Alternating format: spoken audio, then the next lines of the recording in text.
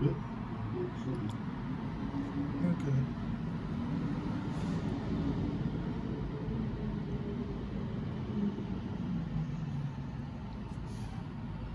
All right, we're ready to go.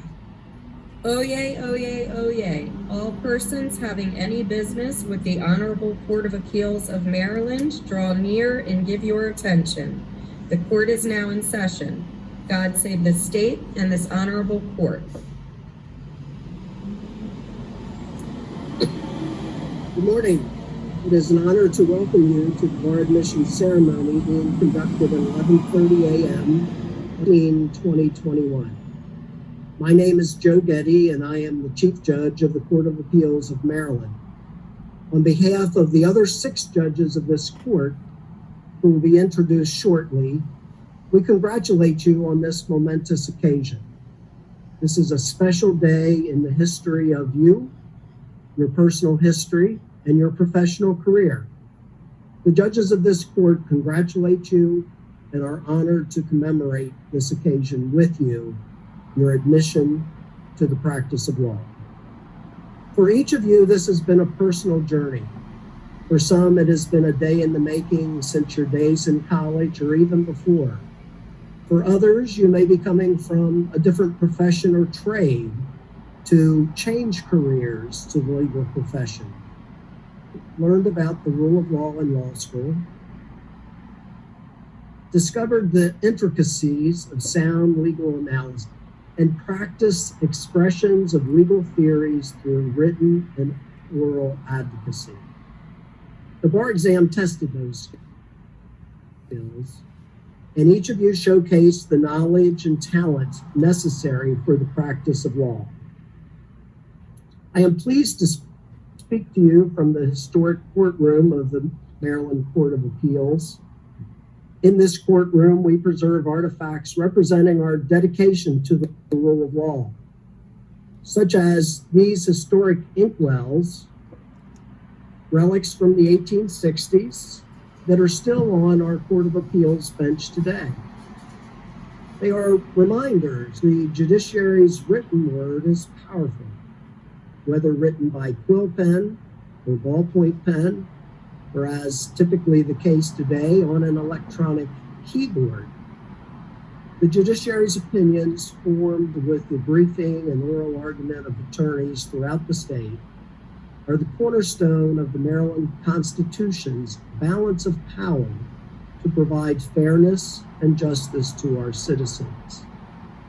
Pursuant to the Maryland rules, today you will be admitted to practice before the Court of Appeals of Maryland as an attorney and able to practice in every state in the court.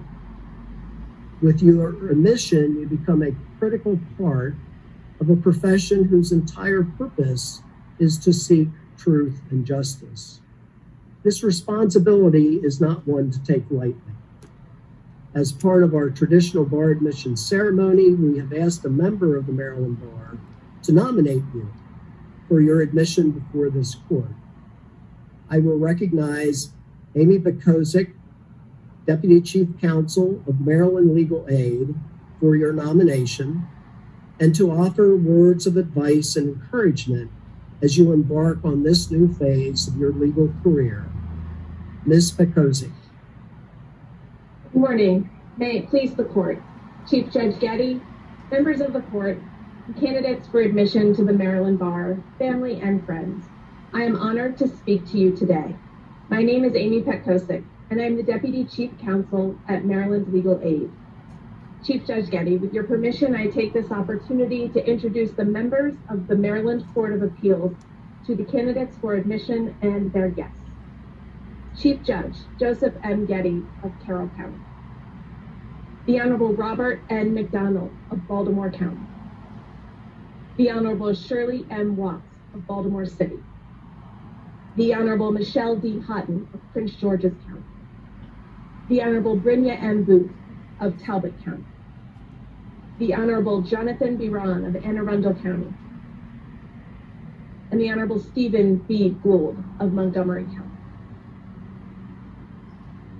Candidates for Maryland Bar admission. Today I aim to greet you with words of humble advice and inspiration for future service. 15 years ago, I sat where you are this morning and began my career as a Maryland attorney. A proud graduate of public high school in Carroll County, law school at the University of Maryland, Cary Law, and resident of the Eastern Shore in Salisbury, Maryland, while serving as an appellate law clerk for the Honorable Sally D. Atkins, and about to begin a career as an attorney representing foster children in Prince George's and Montgomery County. Over a decade later, I now oversee a nonprofit civil legal practice in every jurisdiction in this great state, and continue to learn the intricacies of law and life from both my peers in the profession and our resilient client base. As you each embark on your individual journey as members of the bar, I come with 3 guiding principles of humble advice. Maintain what you value, build your network, and find what you love about the law. First, maintain your sense of self, who you are and what you value, whether that be time with family, cheering your favorite sports team on, or gardening. Allow your career as an attorney to soar while staying true to the values and passions that have guided your path thus far. During your upcoming years as an attorney, there will likely be countless hours advising clients, drafting motions, consulting with colleagues, and perfecting your area of practice. And there should be.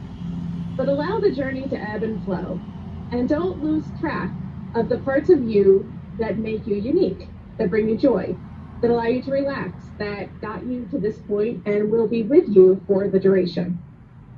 Next, build your network.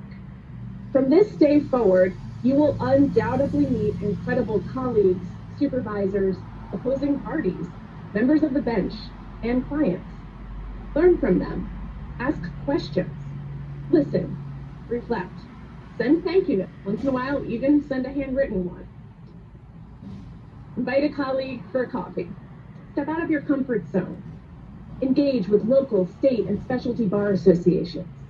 Find a mentor that will lift you up, challenge you, and connect you. Pay attention to the community around you, both in and outside of your place of employment.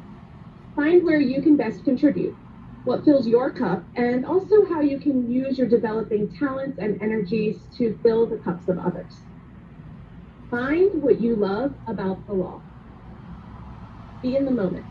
Don't get too lost in the future, the practice of law post-pandemic, the availability of jobs, the loss of in-person networking, and your possible uncertainty about where or how what to do in 20 years.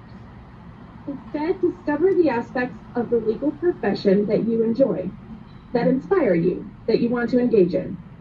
The law is a powerful tool, and the gift of admission to the bar allows you to use that tool for the rest of your life, no matter what path you take to do so.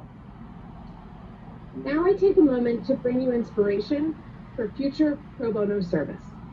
Maryland Rules 19306.1 and 19503 establish an aspirational goal of 50 hours of pro bono service annually per attorney, and require all attorneys authorized to practice law in Maryland to report on their pro bono activities. The most recent reporting period ending in June 2020 revealed that 44.9% of attorneys practicing full-time in Maryland served people of limited means with free or substantially reduced legal services. Only attorneys can provide pro bono legal assistance, volunteer legal services. Painting murals on school buildings, serving meals at soup kitchens, and participating in toy drives are all essential and significant community service opportunities. But anyone can participate in those opportunities. A law license is not necessary. On the contrary, free legal representation can only be provided by an attorney. In a few moments, when your admission is granted to the Bar of Maryland, you will have a tool in the fight for access to justice that so few have: a law license. There will be myriad requests for your time, and just as insurmountable will be the needs of low-income Marylanders who cannot afford access to an attorney for critical, life-changing assistance. As those requests come by your desk, please remember, as Margaret Mead told us, never doubt that a small group of thoughtful, committed citizens can change the world. Indeed, it's the only thing that ever has. I recall supervising a free legal clinic with pro bono volunteers in the Enoch Pratt Free Library in West Baltimore, expunging criminal records so that clients could secure employment. A mother was there with her toddler and waited hours to speak with a lawyer. When she did, the attorney examined her record and discovered the only item on it was eligible for full expungement and completed the legal pilot. The mother's eyes filled with tears, and she cupped her child's face in both hands and said, "Honey, today you have a brand new life." It was a powerful moment, one of many that I've had the opportunity of supporting throughout my career. At a pro bono event on the Eastern Shore, a homeless veteran of active duty military service received pro bono assistance with his benefits appeal. And he walked out of the event saying, "I feel 30 pounds lighter today, like the burden has been lifted." Legal assistance is life-changing, and the lack of access to those with the license you are about to receive is devastating for thousands of Marylanders. As Maryland's Access to Justice Commission reports, there are 1.49 lawyers available to help every 10,000 low-income persons in Maryland, compared to 40 lawyers for every 10,000 persons in Maryland's general population. As the effects of the COVID-19 pandemic continue to disproportionately affect low-income clients and communities of color, you are receiving a Maryland law license at a time when this assistance is needed more desperately than ever. As Martin Luther King so eloquently said, "The ultimate measure of a man or woman is not where he stands in moments of comfort or convenience, but where he stands at times of challenge and controversy." I challenge you to use this powerful tool to change lives in our state. And now, with the permission of the court, I move for the admission to the Bar of Maryland for candidates present before you on this video conference. If I may ask the clerk to please present the candidates to the court.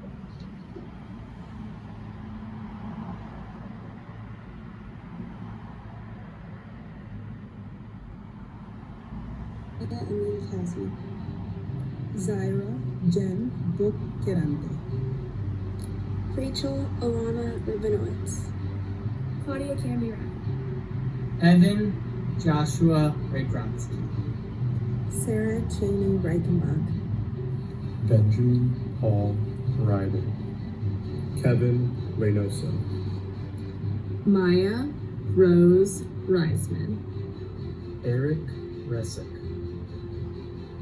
Shay Lee Reynolds, Morgan Alexas Roden, Naija Kayla Richardson, Rose Heidi Richardson, Peter Thomas Reedy, Jordan Ruth Rieger, Tori Lane Rinaldi, Elena Zelenskaya Ritchie, Scott Allen Ritter Jr., Jeremy Benjamin Ritter Wiseman, Monty Daniel Roberson Jr., Kelsey Nicole Robinson, Abigail Marie Rogers, Alexis Kaylin Rodas,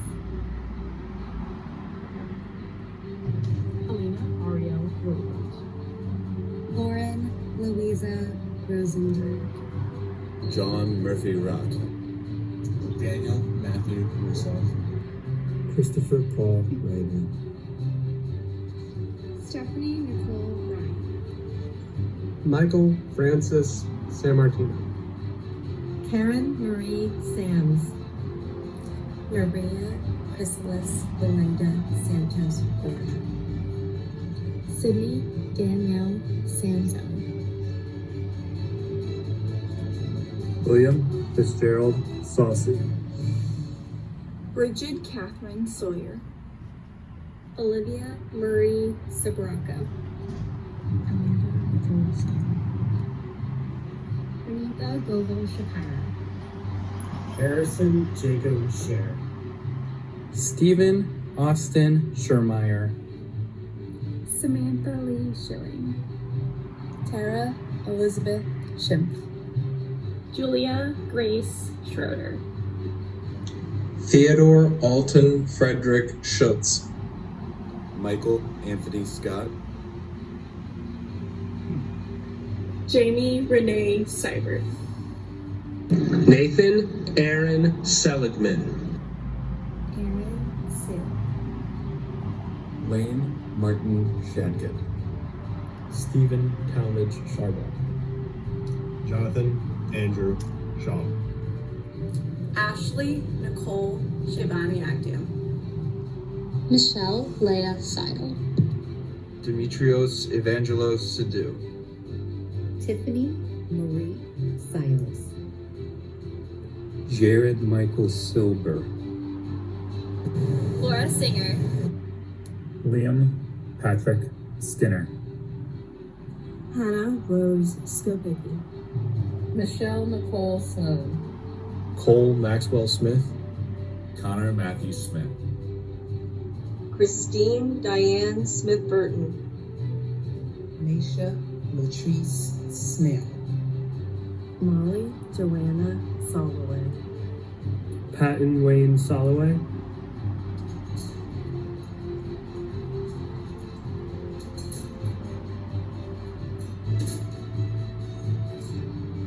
Lauren Alessandra Sormani. Michael Provadas Spanos. Laura Vera Spector. Justin Thomas Spencer. Rue Alexandra Stamnus. Zeke Donovan Scott.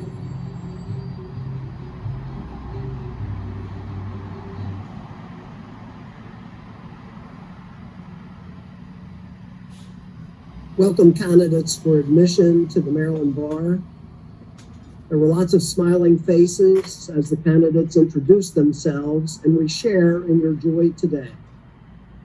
Thank you, Ms. Pekosik, for your excellent nomination remarks and your words of humble advice and words of inspiration to our candidates about soaring in their future careers and finding what you love in the law.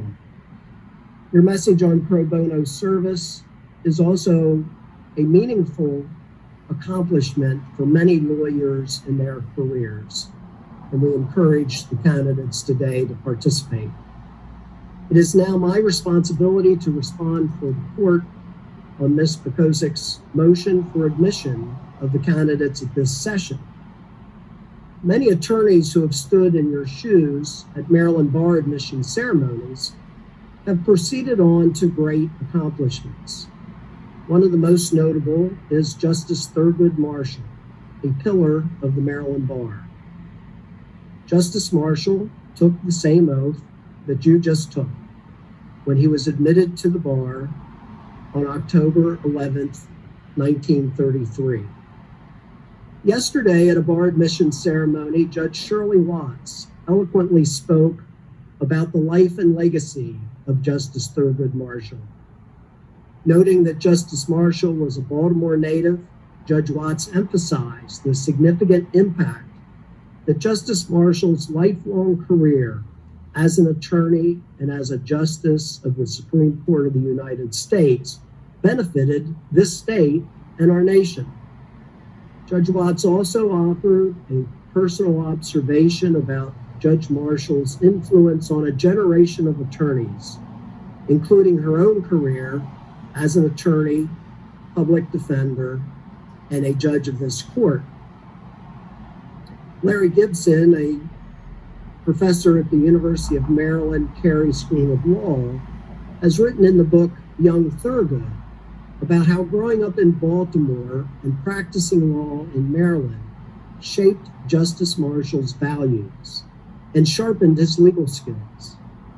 One of Justice Marshall's early civil rights cases was Murray versus Pearson, filed when Donald Murray, an African-American student, was not allowed admission to the University of Maryland School of Law.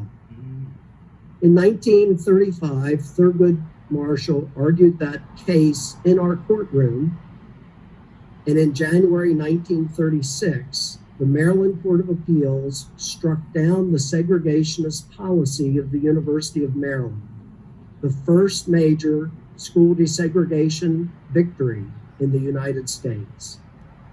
2 years later, in 1937, Thurgood Marshall successfully argued for equal pay for African American teachers in Gibbs versus Montgomery County Board of Education.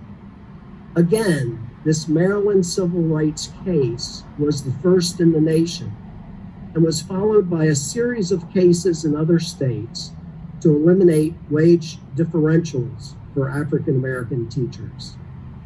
16 years later, as you are very familiar with, the lawyer Thurgood Marshall would be successfully arguing Brown versus Board of Education before the Supreme Court of the United States, which ruled that racial segregation in public schools violated the 14th Amendment to the United States Constitution. I was reminded of these civil rights cases and the victories of Thurgood Marshall in this arena when I attended a conference 2 years ago for appellate judges in Atlanta, Georgia. The keynote address at the conference was delivered by Ambassador Andrew Young. Young was a minister in 1964 who took a job with the Southern Christian Leadership Conference. He worked closely with Martin Luther King Jr. on civil rights campaigns in Alabama and Georgia. In a personal reminiscence that he gave to the appellate judges, he talked about the lawyers who were key to the success of breaking down racial barriers throughout the South. These accomplishments of colleagues and contemporaries of Thurgood Marshall were described during a panel discussion entitled Lawyers, the Guardians of Truth and Justice. And that panel highlighted the work of the legendary civil rights attorneys C.B. King, Donald Hollowell, and David Walberg, who with Thurgood Marshall pursued their endless legal crusade for racial justice. In his remarks, Ambassador Young said something that struck me as significant.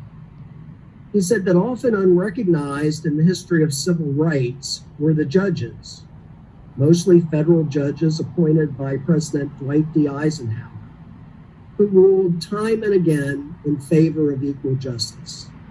These judges include Albert Tuttle, U.S. Court of Appeals for the 11th Circuit, and Frank Minnis Johnson, Jr.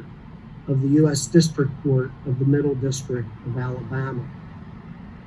Ambassador Young reminded us that at great sacrifice and risk to their personal lives, knowing that they would be shunned and ostracized in their own communities, these judges ordered desegregation under federal law in cases throughout the South. I offer this short legal history because now that you are a lawyer, you will be faced with difficult decisions throughout your career. Representing your clients, you may take unpopular positions that might offend friends and relatives.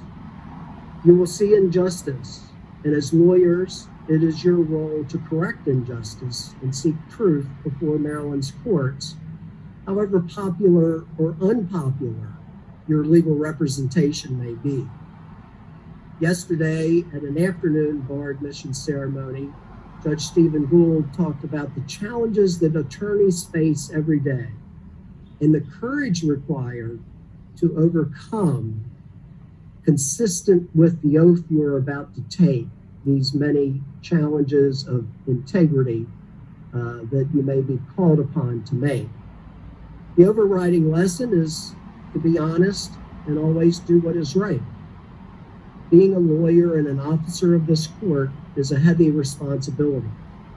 I have faith that the same personal dedication and integrity that got you here today to a bar admission ceremony will continue to serve you well in your future role as a citizen lawyer in your professional life and your community.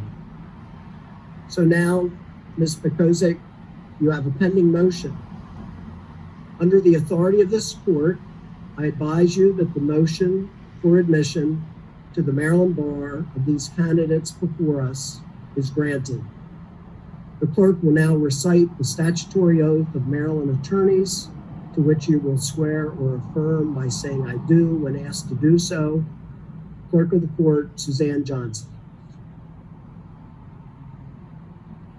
Thank you, Chief Judge Getty.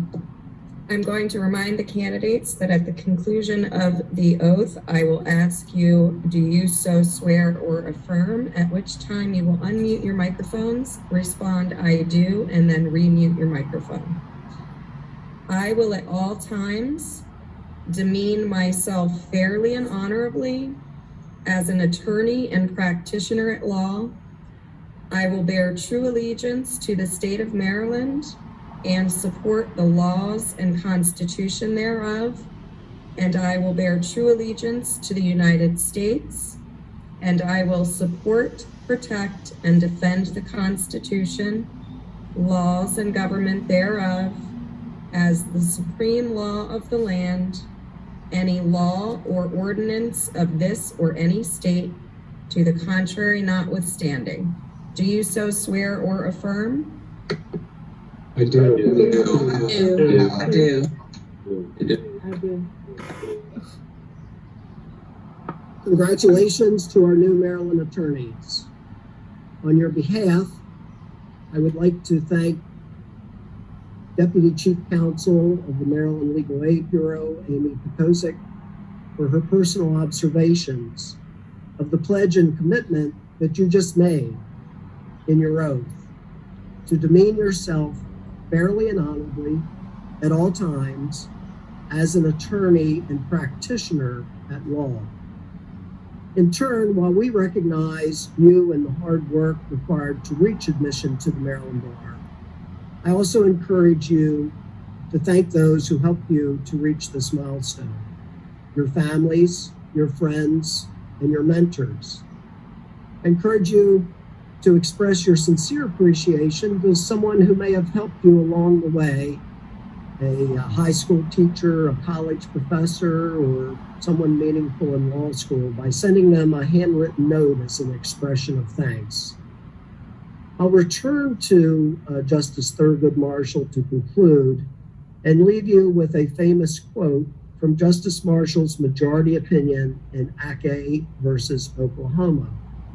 He wrote, "We recognized long ago that mere access to the courthouse doors does not by itself assure a proper functioning of the adversary system." By that, Justice Marshall meant that it is you, new lawyers of the court, and your colleagues in the Maryland Bar who hold the authority, knowledge, and power to assure a proper functioning of the adversary process throughout the courtrooms of this state. It is a serious responsibility that you embark upon beginning today. Go forth and seek justice in all that you do. Again, congratulations from the entire court. And with that, this bar admission ceremony is adjourned.